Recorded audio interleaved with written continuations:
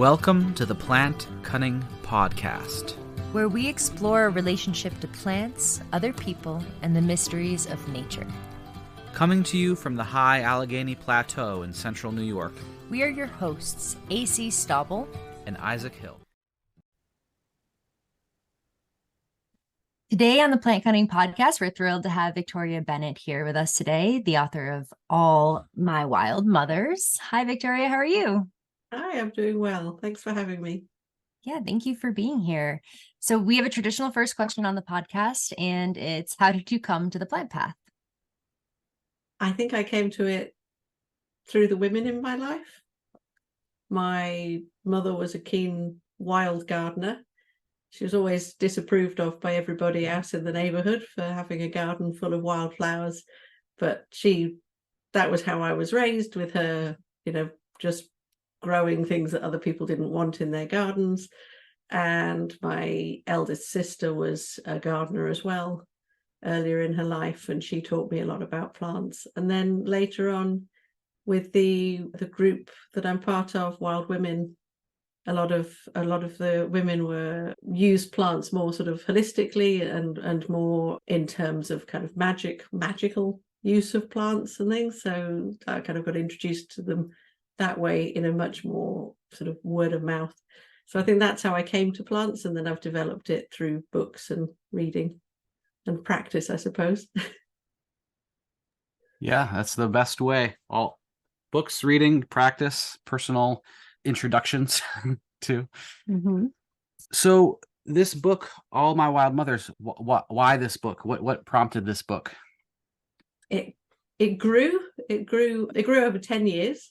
Wow. So I started to write it alongside starting to grow the garden with my son that I write about in the book.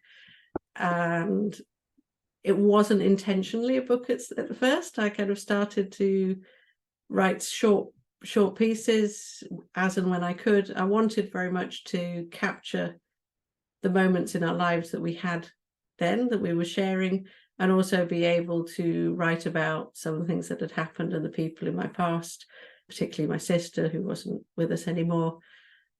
And so I would sit down and write as long as I could, and then put it, and then close the file and go back to whatever I had to do. And I was doing that alongside the garden, and they grew together.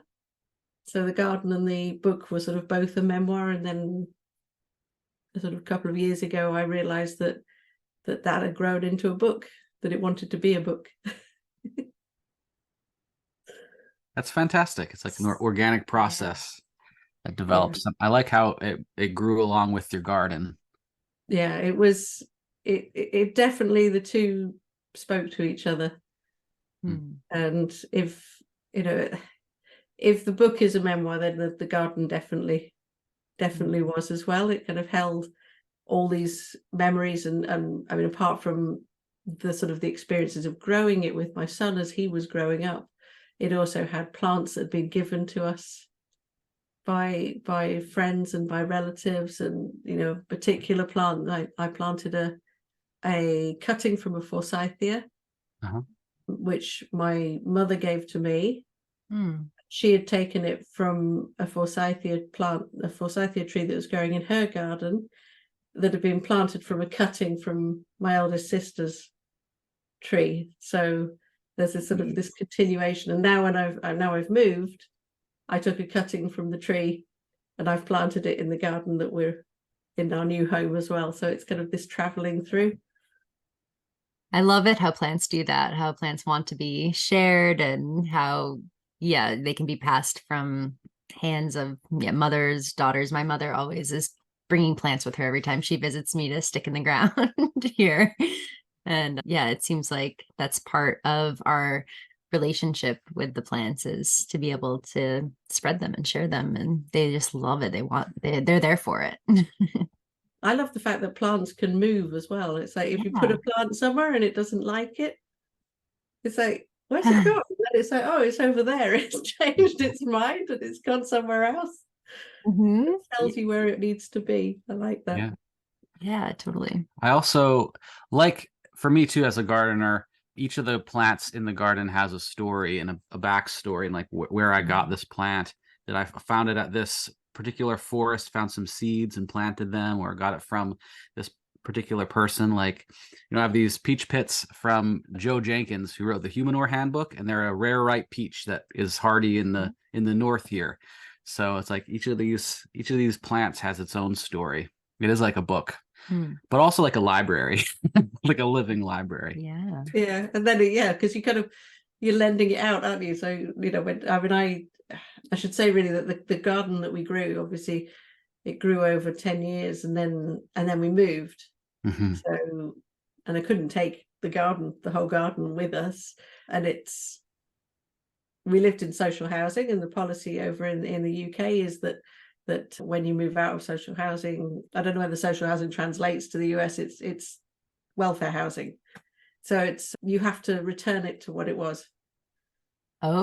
Which in our case was nothing. Because when we moved in, there was nothing growing in it at all. It was just rubble and then some topsoil.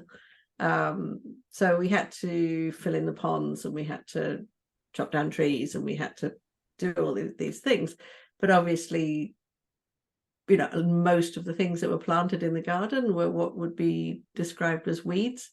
So they're kind of tenacious, and they don't easily let go once they've got their home. Yeah. So, that's good. So we did that, and but we moved in the winter, so I kind of knew. I was like, okay, I feel safe. Some things will come back, but I didn't know who would move in next. So from our side, what we could do is we took some cuttings, we took a few little plants, dug them up, and gathered seeds. Once we knew we were moving, we started gathering the seeds, which then became the beginning of our new garden. But I've just found out, this is just like one of these lovely little stories. So I haven't told anybody this yet. Oh, cool. So I was messaged on social media by somebody who said they had been given my book, they'd been given All My Wild Mothers as a gift by their mother-in-law or something, a relative, not knowing that the where the book was written. Anyway, she said she got halfway through the book and she started to think, this feels awfully familiar. And she realized she was living in the house. Wow. Where the book had been written. No way. And she said, so she found me and got in touch. And she said, look, we absolutely love the garden. When spring came, it all just burst into life, and all these plants came. And she said, oh, we've never gardened. We've got this wild. We love the wild garden. We've just let it go wild. We've just mowed a little patch in the middle and let it go wild. And she sent me photos, and it's just full of plants and things. That's Bravo, that is amazing. I'm so glad that you got to hear from a person who now lives in your old space and is benefiting from all those beautiful plants. That's so special. Yeah. And had the book coincidentally, not because of realizing that it was written there. She was great as well, because now she could take it out in the garden and identify all the plants. Yes. Okay, so let's talk plants. What is growing in your garden, or what seeds did you take to your new garden? What are some of the plants that you are super excited about? The garden now, we filled the garden. Our new garden is very small. And we've absolutely filled it, not really knowing what would grow either. And so some of the things I took with us, so the forsythia, we took calendula seeds. I love calendula, put it everywhere I can. Yarrow is another one. We managed to transplant a very small lavender, which everybody said you'd never be able to grow in Orkney, and it has. So I'm very pleased about that. And mallow. And we actually planted some roses, which we've not done before. They didn't really grow in our other garden very well. So, but I took an apothecary rose that a friend had given. And dandelions, lots of dandelions. Yeah. A well-known gardener over here declared earlier this year that a garden isn't a garden if it has a dandelion in it. So Oh no. And then sorry, Karen. Well, it just shows the different kinds of gardening styles, I would say. Yeah. So we've got I mean, I've got a lot of lemon balm's another one, and various mints, and so we've got sort of various herbs and hypericum and self-heal. And then as I've been living there, we've started to sort of gather things up. So we've now got quite a lot of honesty growing in there as well, because that grows really well by the sea, and it's just full of color and life and wonderful things to make tea with, which is kind of my daily practice, is to go out and just see whatever's out there that kind of feels right for the day, and then I'll make a brew for the day and just drink that, sort of see how that works, whether that's to, I like doing it that way around, and then I'll kind of reflect on maybe what the medicinal properties are, but also kind of, well, why have I been drawn to that plant to use that day, and kind of think about its properties as a character and what it's bringing. What a lovely daily practice. Yeah. Just go out. It gets you outside, first of all, and your feet on the soil and interacting with the plants in the garden, and then just sort of being drawn to the ones, and then the reflective practice of thinking about why. I love that. Yeah. And I make a big pot and I drink it through the day. So it's kind of then becomes part of my creative practice as well. Oh, yeah. It's a really nice, slow way of interacting with the plants and keeping that kind of conversation going that developed when I was writing the book and planting. It's amazing.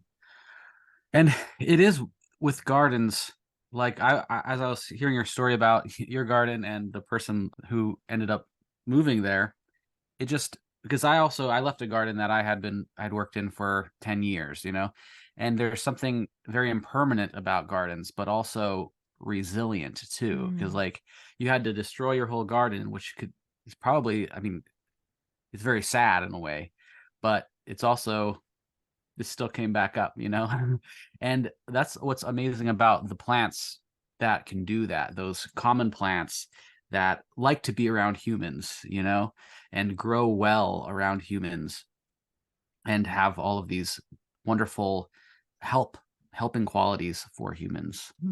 Because I mean, yeah, Orkney compared to Cumbria, I guess, is probably a very different climate, and also compared to where we are in New York.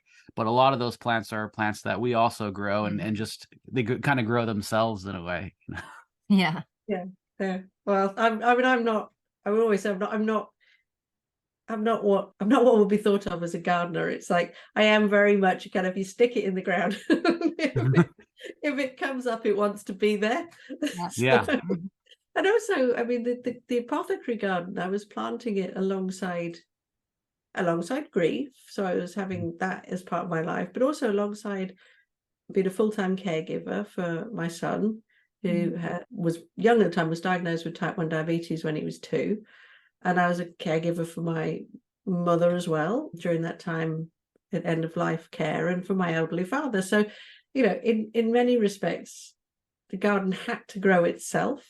And combined with that, we had no money. So, a lot of the kind of things that say what a garden should be and what plants we should, the word giving it away, what we should grow, is there to kind of make us spend money and kind of buy into that whole kind of capitalist model of exchange. But in actual fact, if we grow what grows well and kind of with resilience in the area that we live, then the gardens kind of want to be there.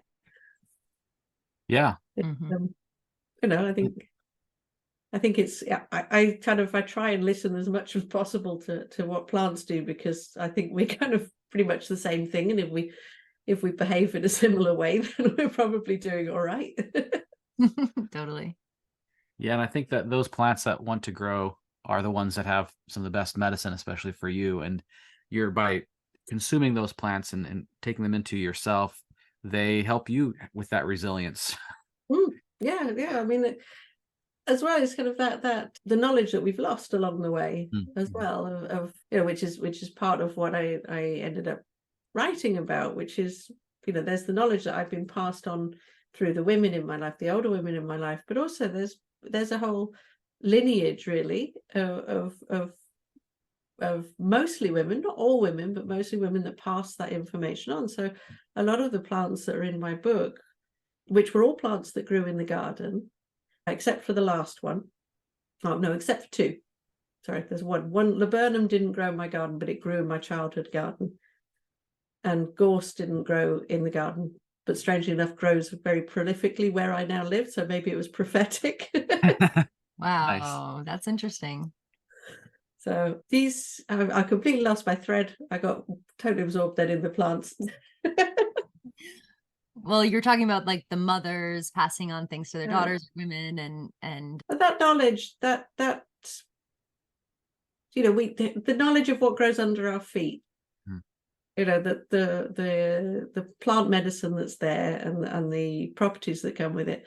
One of the things I noticed with a lot of the plants that were growing in my garden is that they were linked with things like grief, they were linked with things like healing, and also very much with different points in a female body's life, to do with childbirth and menopause and all of these things that kind of you could see in their history, rooted in that history, this passing on of knowledge that in my life had, although I had learned plant knowledge from my mother and my elder sister, there was some of that connection missing in terms of teaching, that had broken down in a kind of culture that didn't encourage women to engage with their bodies and kind of that sort of natural cycles of things. So I think that there's so much that the plants can teach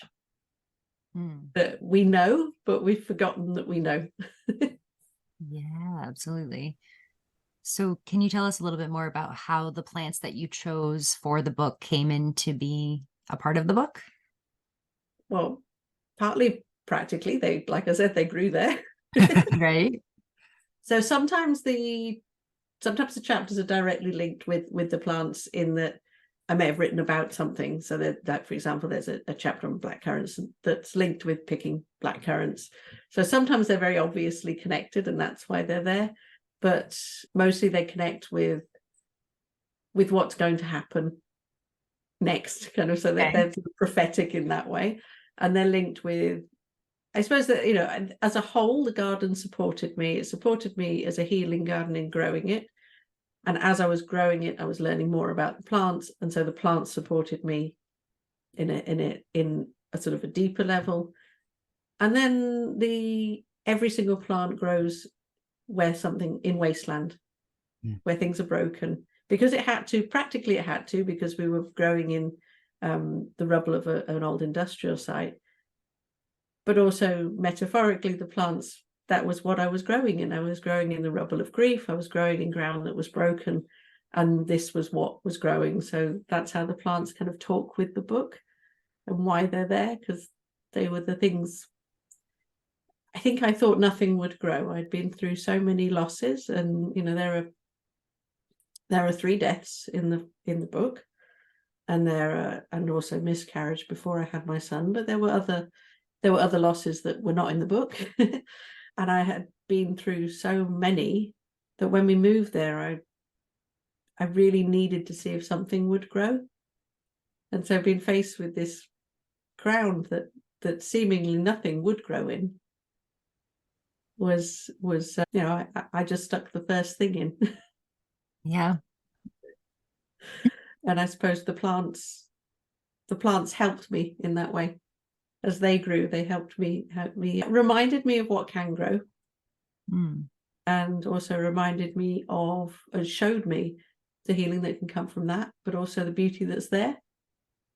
So we can write things off and go, well, nothing will grow, everything's bad, life is bad, people die, terrible things happen, what's the point? Or put a seed in the ground and see what happens, really. Yeah, that's a beautiful metaphor of growing in the broken soil for dealing with the feelings of brokenness that come with grief. I want to maybe talk about some of the specific plants that you mentioned in the book, like maybe broadleaf dock. You say to carry the seeds to help you conceive a child, and it also releases anger and anxieties and old pain. Do you want to talk a little bit more about Rumex obtusifolius? It's not a plant really that people don't really think of it as being something that they would use. Yeah. I mean, there's you sting yourself with a nettle, you rub a dock leaf on. So Yeah. it is, in one way, it's a plant that everybody knows. It's kind of, if nothing else, most people know if you sting yourself with a nettle, you rub yourself with a dock leaf. So it is something that we've carried with us, but to know that you can eat it, to know that you can use the leaves, to know that you can use the seeds, to know that it can be used medicinally is kind of, it's been a surprise for people when they that's one of the ones where people are like, oh, I never realized that. I never realized that well, for starters, never realized you could eat it. Yeah.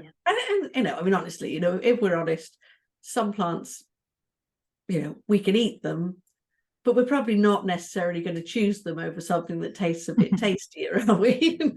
Yeah. I do like the young dock leaves. They're a little more Yeah. sour and not as bitter, but they get pretty bitter. Yeah, once you get and I kind of think that that's its character as well. There's a bitterness that comes with it, and I think it's a really good reminder of kind of not holding on to that bitterness as we grow older as well. Yeah. So I like the dock because it's a much maligned plant that people don't want in their gardens, and that's like, nah, keep it, grow it. Yeah. Yeah. Or dig it up and use the roots for medicine, make an extract out of the roots, or dry them for tea. Yeah. Crush the seeds. It's but it's kind of that it's like, I mean, dandelion is a classic one, and I think again that's one now that is becoming more in people's consciousness. But the fact that a dandelion, you can use the roots, can't you? You can, the roots are excellent, the leaves are excellent, it's kind of, it's food, it's medicine, it's tea, it's kind of, you can make your wishes on the seeds. It's a pollinator, it's kind of it's all of these things at all stages in its life as well, which is another thing which I really like, that as a reflection, that because there's a bit of a kind of, in the culture that we're in, I think there's a little bit of a kind of, as you age, you're not as important, and maybe when you're younger, you're not as important. There's this prime time that you're supposed to be used, but you take something like a dandelion, and actually it's got value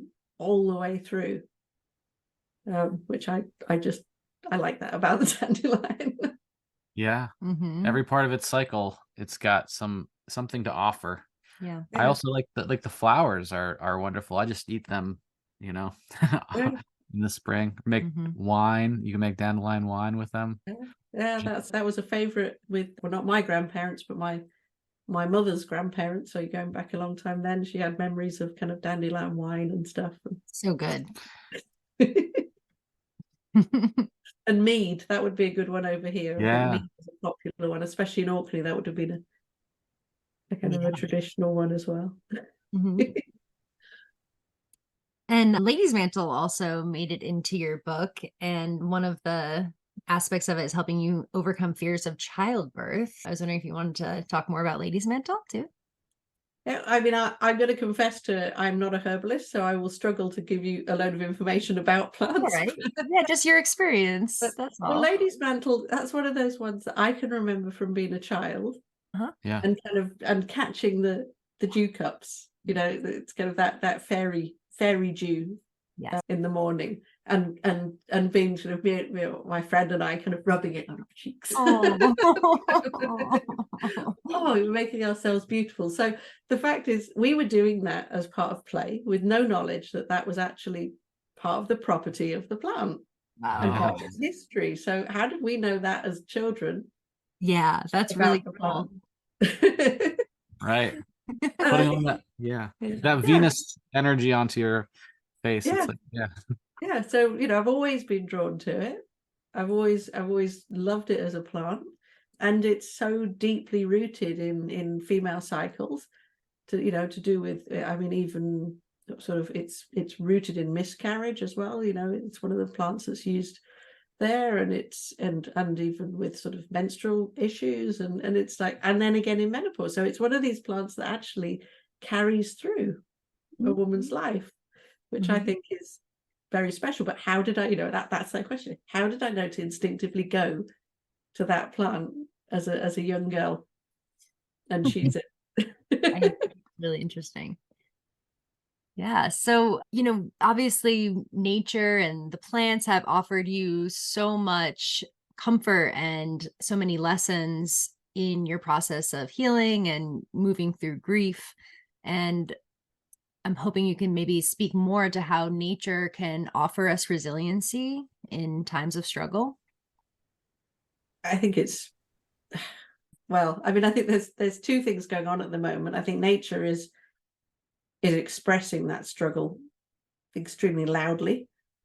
I think that, when I kind of look at what's happening, it's, I find correlations between kind of the Mother Earth and kind of the archetypal kind of howling crone. Yeah. Kind of crying out and saying, and hot flushing all the place. Yeah. And really kind of raging about what's happening. So that's as an aside, I suppose. I think with my experience with growing the garden, and with sort of slowing down and making plants very much part of my life, and very much part of my motherhood experience of raising my son, they do teach resilience, because they will grow where you think they won't. So that's one thing to kind of to take in and go, this is okay. I don't need the perfect surroundings, the perfect ground, the perfect this or that or whatever, to be able to create, to be able to grow.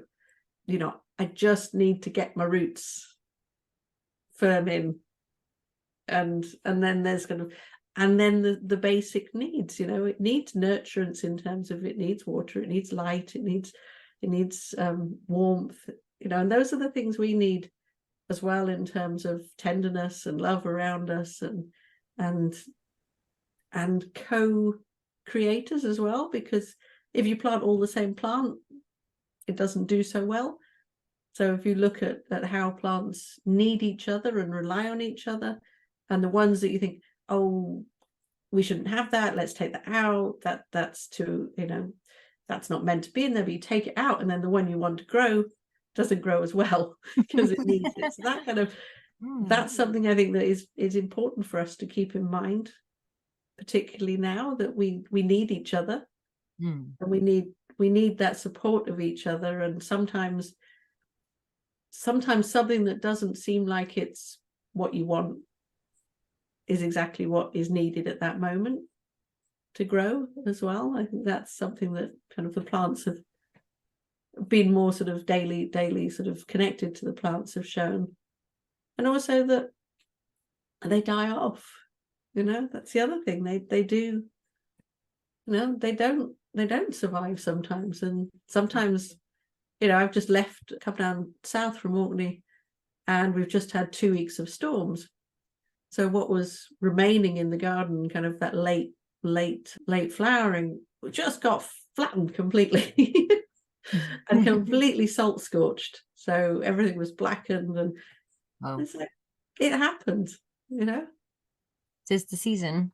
Yeah. And sometimes that's what life is, really. I mean, I don't think we're any different to plants, really. People talk about biodiversity like it's something that we're not part of. And it's sort of happening out there. It's like, but we're not. We're all part of it, aren't we? So Yeah, I mean, we can photosynthesize vitamin D. We have 90% of the cells in our body are other bacteria and fungi. It's, yeah, we are biodiversity. But it also, the garden also comes back in the spring, you know, like we have this death in the fall and the winter and this time of slumber and sleep. And even though, even if maybe not all the plants grow again, there are plants that do. Most of them do come back in some way. And I think that helps sometimes with that, just seeing that cycle every year. And each plant goes through its own cycle of slumbering, of growing, of flowering, of going to seed. And that's it. To me, it helps me find my place in that cycle, in my, you know, because we are going through that cycle too. And it helps me metabolize grief in a certain way, you know. But yeah, so how grief is a big part of this book. And do you think you could share with us your experience with growing through grief and what it means to you, and yeah, those sorts of things? The big one. Yeah, just a small little It's a small topic. Yeah, I mean, the book starts with, it starts a few years on from, but it starts with really the fallout of a traumatic death with my sister. My elder sister drowned, and that experience of sudden grief, of what I call kind of complex traumatic grief that came about from a sudden death, was quite a physiological experience of grief. You know, it changed me. I mean, not only it changed my body, I was pregnant at the time, and the shock kind of had a repercussion through my body. So I mean, I nearly miscarried. I went into early birth, and I ended up in a wheelchair for a while because I couldn't walk. And you know, so there was kind of a physiological response to grief. And it was such a shocking, I mean, we all kind of know we're mortal, don't we? We kind of, we know we are. Somewhere in there. But I'd experienced grief through miscarriage before that. So there was a kind of already living with loss when this happened. And that kind of brought with it its own journey to make, in terms of feeling like I wasn't good enough to have a child, that it was my fault, that there was something wrong inside of me that made that the case. And then I conceived after the doctor said I would never do that, and I conceived, and I was kind of coming to accept that this was going to be a pregnancy that was going to last. And then my sister died, which was just 2.5 months before my son was born. Kind of this, you know, talk about a metaphor of birth and death. It was like really crammed them in together at the same time. So, so it's almost impossible to take apart my experience of motherhood from my experience of grief. Those two things are knitted together, which I'm kind of probably going off on a tangent that you weren't thinking of here, but I'm just thinking that it's because of that, it became something very deep inside of me. I couldn't process it quickly because I was also having to concentrate on being pregnant and birthing and being in this world that was all about life. Motherhood doesn't give much space. Our culture of motherhood doesn't give much space for grief either, and contradictory feelings as well, of kind of this deep love and wonder at my child and being born alongside a deep loss and grieving for my sister who had died. So those two things kind of grew in there with me at the same time. And I think maybe because of that, the experience of grief became quite stretched. Because I couldn't kind of do everything at the beginning. I mean, I don't think we grieve all at the beginning and then it's all done, but you know, there was this sort of having to stretch it. And then my son became ill and nearly died from type 1 diabetes because it wasn't diagnosed at first. So there was another grief there that came in. So that was only, you know, it was like every 18 months. Oh man. There was another trauma. so it was kind of that death, and then my sister-in-law died, and then I was diagnosed with a chronic illness that was quite life impacting, and then my mother was diagnosed with cancer, and it's like, so there was this 8 years where I was either grieving or in shock from somebody dying or becoming very ill, or myself becoming ill. So there was all these life changes happening while my son was growing at the same time. And that taught me a lot about grief, a lot about mortality. People have asked me, would I change it? Would I go back and change it? And I always think I have two answers to that. Yes, of course I would. Yeah. Because all of those people, particularly my sister, had so much more life that was there to be lived. And yes, of course I would go back and take the suffering away from everybody who suffered. And at the same time, no, I wouldn't change it at all, because oddly, and it's kind of one that people, I try and say it to people and they go, unless they've been through it, maybe, that amount of grief and that amount of loss actually made me a more joyful person at the end of it, because I think up until that point I still held on to that idea that there was a thing that was called happiness, that there was a thing that was kind of ideal. Yeah. And then after that, I realized that there is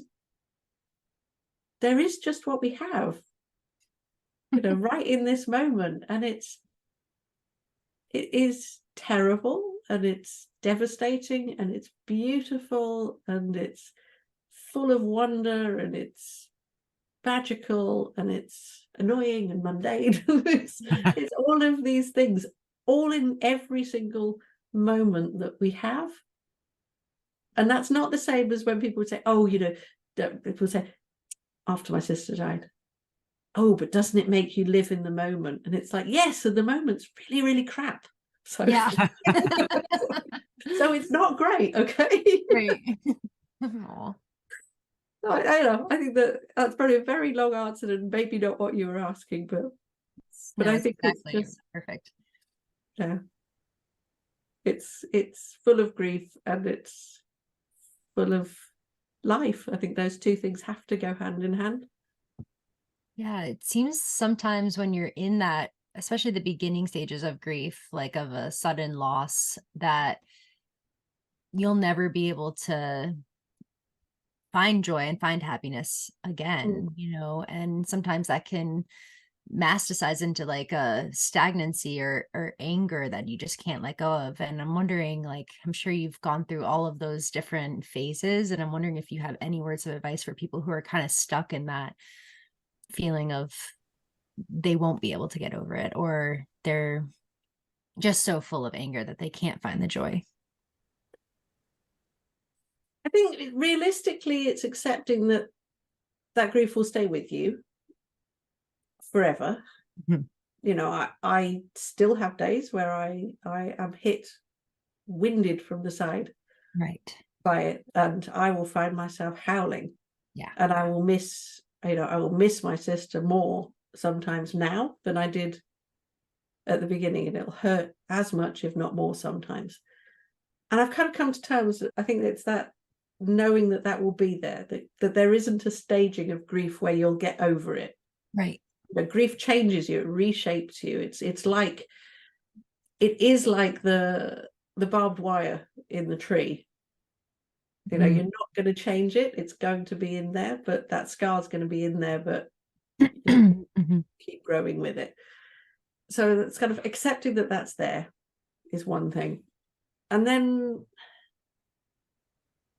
I also think there's value in kind of just going, I'll just get through this next moment. I'll just get through this next hour, this next day, and just being present and being a bit, that's where the plants really helped me. It's kind of just be present in it and accept, is that present in the moment, isn't it? It's kind of breathe in, breathe out, be present. And know you can, if it feels like you can't get through the whole day, then just get through the next 10 minutes. Yeah. and the next 10 minutes, and the next 10 minutes. Break it down into whatever does feel manageable, really and good. get through that. Yeah. And then just add it on. And then the other thing is find something. Now, for me, it was the garden, but find something to plant your hope in. Yeah. Find something outside of that anger to just look after. Because I think grief as well can stop us looking after ourselves. Yeah. You know, so because maybe we're not, why should we still be here? Why should why should we still be having a life? Why should we still be enjoying ourselves? Why should we still have all these things? So maybe that self-care goes away because there's a guilt in there. So sometimes looking after something else, whether it's a plant or, or just being outside for a moment, just being in the bigger space is important, I think, to remember, because it helps, like that cycle of the plants, like the cycle of the weather, the cycles of the moon, it helps to remind ourselves that things change and come back and change and come back. And then there's certain plants that I would. Yeah, that was my next question was, are there certain plants that, can help with that grief or the anger, or, what you're dealing with? For me, yeah. I mean, I think that everybody has to find their own plants, whether that's through researching them or whether it's just a sort of an intuitive movement towards them. But for me, borage was one. Oh, yeah. It's a really good one for helping with that kind of self-care and a gentle working on that blocked energy and kind of that feeling of feeling hard. And it's still one that I use a lot of. Rosebay willow herb is another one that I found good for that. And I mean, it's one of the reasons I chose it as the starting plant in the book, because it's that releasing stuck energy. And it grows, the kind of the whole point of the rosebay willow herb is it grows where everything's been scorched. It's scorched ground time, and it will grow. So I like to, for me, choosing plants that had the energy that I needed. So the rosebay willow herb would grow where everything else had burnt and been destroyed. So right at that starting point, I needed that energy of being able to grow. And it's also, it has the properties that I needed. I found when I started looking into the plants, because I did it in reverse. I didn't come to the plants with the herbalist knowledge. I kind of came at it the other way. A lot of the plants I was choosing were anti-inflammatory. When I was working with that, when I was feeling that anger and stuff, they were to do with kind of reducing that inflamed feeling, or they were things that were sort of diuretics. They were kind of, or cleansing, so they were to do with kind of breaking stuff down. And I think that's all of that together, really. I just sort of know that I think that grief lasts a lifetime. And as Jane Hirschfield poem, and I'm terrible at remembering things, so I'm probably not the best person to try and quote it, but I think it's called The Weighing. And in the poem, life asks us for everything we have, and we give it, and then it asks for more. Wow. And we give it. It's like, and that, there's so much sadness. I wish I could remember the poem because it's very beautiful, and I'm sorry, Jane Hirschfield, for doing this dear poem. But there's so much sadness and there's so few grains of happiness, and yet the two balance out. And I think it's remembering that as well, that when it feels at its darkest, it's a bit of a trite thing to say, but it's holding on in those points, because happiness, there are moments of happiness, and they may never be equal size to the depth of the loss, but somehow they balance out. That's very affirming to hear. Yeah. So just one last question. As a caretaker, a carer, of people that you love and for yourself, how do you keep your cup full as you're giving so much to others? Probably not very well at times. I mean, I think the reality of being a caregiver is that there are times when that cup is going to be not only empty, but positively tipped upside down. Yes, for sure. But, in those moments, I always try and have, I mean, like I said, my daily practice of kind of choosing plants to have a tea, that came about out of necessity in a way, because one of the things I could do when I was nursing my mother was I 1 cup of tea a day. It's like there would be a moment. So I had a lovely cup. Yeah. And I had a nice teapot. Mm-hmm. And I created a tea that I could. So I would, in the morning, there would be a moment in the morning where I could go outside, and I would try and go outside with bare feet, and I would choose some plants, and I would make a pot of tea, and then I had my nice cup. And even if I only got a sip out of it at a time, there was a ritual in there. So it's creating little rituals that sustain you. Kind of important, I think, as a caregiver. There's no point. It's the thing that everybody says to caregivers: you need to make time for yourself. And it's like, well, are you offering to come in and do the care then? Because you are. Yeah. The reality is I can't do that. So, but we can find little rituals, little things. So I had a particularly soft jumper that I wore that had a hood.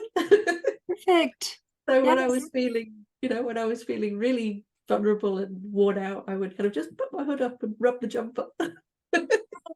Love that.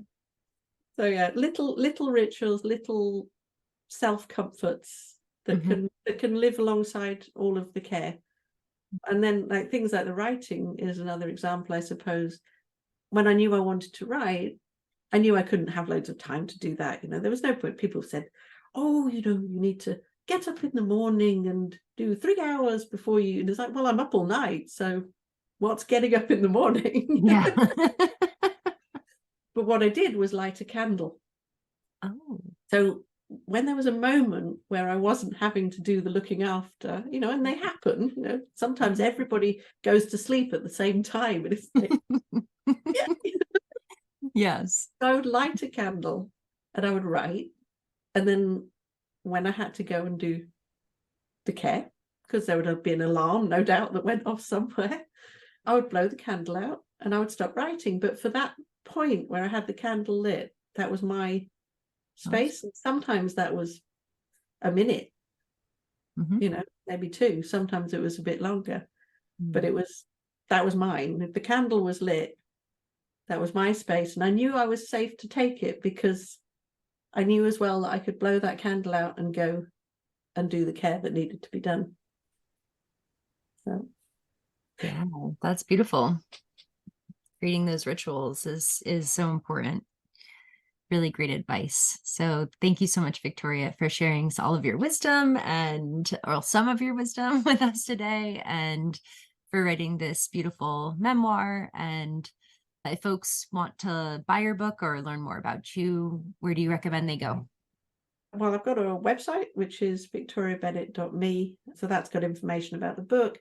It's also got quite a few some of my favorite tea brews. So if people want to go and see see what plants I'm using in those teas, and links to other places. So I think that's probably the easiest place to remember to go to. Otherwise, I'm on Instagram as BeWyld, which is BeeWyld. Awesome. Fantastic. Thank you so much for being here, Victoria. Oh, it's been lovely. It's been really wonderful to meet you, and thanks for inviting me along. Absolutely. Cheers. Enjoy the rest of your day.